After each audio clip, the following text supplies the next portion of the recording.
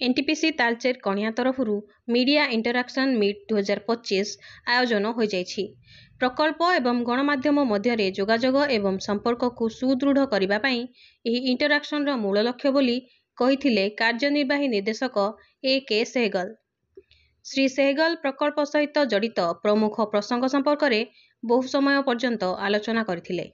किभली भावे कणिया स्थित एनटीपीसी को विद्युत उत्पादन वृद्धि करने, प्रदूषण रोकवा एवं एहार सामाजिक दायित्वबोध कार्य करिवो से विषय रे पुंखानुपुंख आलोचना करी कार्य करिवो बोली मध्य कहिसंती।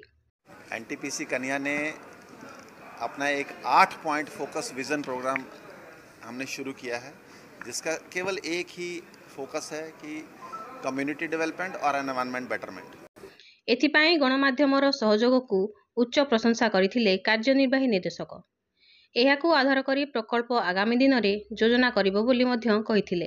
और मुझे आप लोगों से जानकर खुशी हो रही है कि हमने कल जो हमारा 1600 करोड़ की लागत से फ्लू गैस डीसल्फ्रेशन प्लांट का कंस्ट्रक्शन में था, कल एक यूनिट 3 का हमने वो इनॉग्रेट किया है, चालू किया उसको एक्चुअली। और इसी के साथ साथ हमारे 6 यूनिट का लगभग 90% काम कंस्ट्रक्शन हो चुका है और इस साल हमारा दिसंबर 25 तक उसको कंप्लीट करने का प्रोग्राम है। पिछले 4 साल में हर साल की से पहले से कम पेशेंट हो रहे हैं, तो ये हम लोग का कोशिश है कि किस तरह से हम सोसाइटी में हर तरीके से बेटर कर पाएँ। और ज़्यादातर फोकस सिर्फ एक ही चीज़ बोलूँगा, environment betterment. Bureau report, Odisha news services.